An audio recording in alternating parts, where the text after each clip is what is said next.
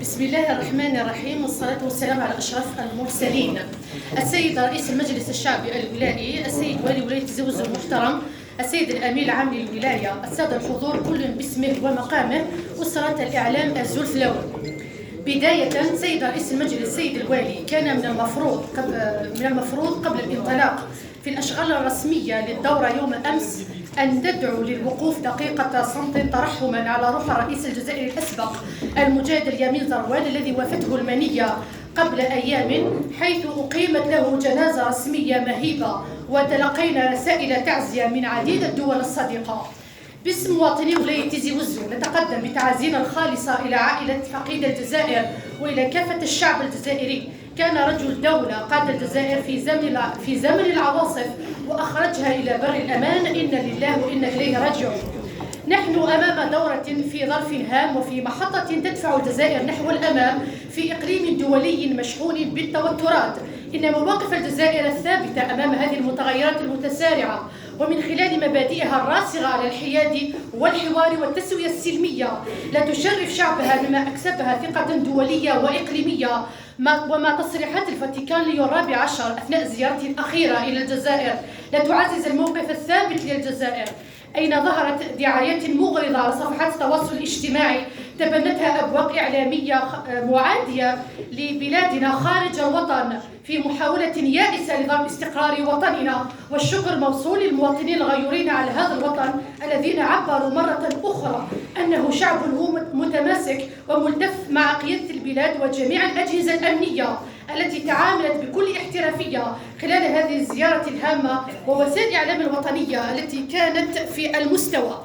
نثمن مجهودات الدولة الجزائرية حيث تخصص السلطات العليا في البلاد أغلفة مالية حرصا منها لتطوير التنمية المحلية وخدمة المواطن، لكن تبقى المجهودات المبذولة بولايتنا ناقصة وتتطلب الاجتهاد أكثر لضمان السير الحسن للبرنامج التنموي للسيد رئيس الجمهورية بولايتنا. وقد سجلنا من خلال محصل التقرير السنوي سنة أخرى من تأخر استلام المشاريع الاستراتيجية ذات أهمية كبرى، تقرير يغلب عليه لغة الأرقام والعراقيل المستهلكة والمواطن يؤمن بالملموس. كما نشيد بإنجازات السيد رئيس الجمهورية بولايتنا التي كانت ضمن التزاماته والمتمثلة في مشروع بناء مستشفى 500 سرير ومحطة تحلية مياه البحر بإفلسن، مشاريع من شأنها تحقيق الاكتفاء المائي وتحسين الخدمات الصحية بولايتنا. بودي أن نناقش حصيلة المجلس الشعبي الولائي طيلة 5 سنوات. سيد رئيس المجلس، كم عدد الأغلفة المالية التي وجهت لمختلف البلديات والإعانات المالية المقدمة للجمعيات؟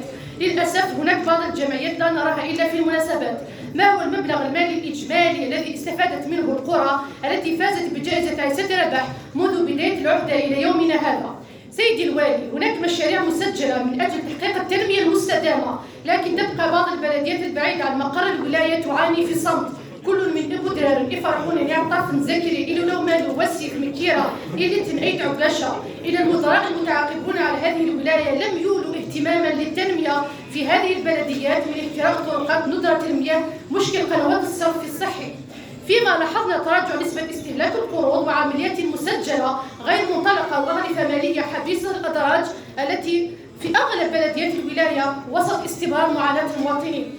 تأخر استلام سكنات عدد اثنين منذ سنة 2013 كل من طنطا وإرجن و420 مسكن بدراع الميزان، وسكنات ألبيا في معظم البلديات، أغلب سكنات ألسبي متوقفة، كل من مقلع أصف فريحة تيميزار أغني الشرقي بليد أغرب. بعض المواقع السكنية الاجتماعية تعرف مشكل انزلاق التربة بسبب عدم دقة الدراسات التقنية. عمارة مهددة بالسقوط على مستوى 20 مسكن اجتماعي بلدية بوجمع. مدير السكن أفاد أنه لا توجد أي عملية ترميم على مستوى قطاعي. أنا متأكدة سيدي الوالي راح توافقنا الرأي، ما راحش نخليو هذه العائلات تعيش في خطر.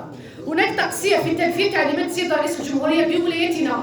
كيف نفسر استمرار معاناة العائلات القاطنة بالبناء الفوضوي بشعوفة ببلدية مقلع والمستمر لأكثر من 70 سنة؟